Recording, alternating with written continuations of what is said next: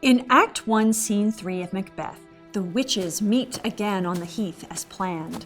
They encounter Macbeth and Banquo, who are coming from the battle against Norway. Banquo sees the witches and wonders if they are really women because they have beards. The witches hail Macbeth as Thane of Glamis, Thane of Cawdor, and the future king.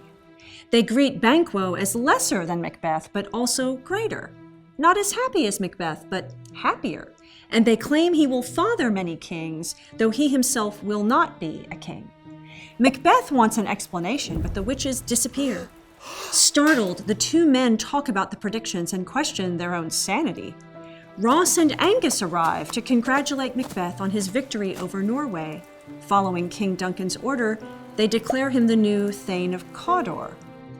Macbeth replies that the Thane of Cawdor is still alive. Ross and Angus explain that he's been sentenced to death for being a traitor. Macbeth accepts the new title and thanks Ross and Angus. Macbeth begins to think to himself about the prophecies and his sudden urge to murder King Duncan.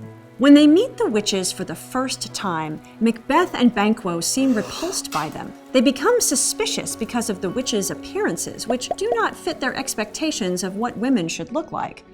They both seem to dismiss the predictions the witches make. Macbeth protests that the Thane of Cawdor still lives, meaning Macbeth himself cannot become Thane of Cawdor. And the idea of becoming king seems even more ludicrous to him. Only after they receive the message that Duncan has declared Macbeth the new Thane of Cawdor do the two men consider the predictions reliable. At the end of the scene, we get to see Macbeth's ambition take root as he gets the urge to murder the king. Perhaps this is the reason the witches took interest in him in the first place. Further, they have declared that Banquo will be greater and happier than Macbeth in the long run, foreshadowing his honorable death and the legacy he leaves behind.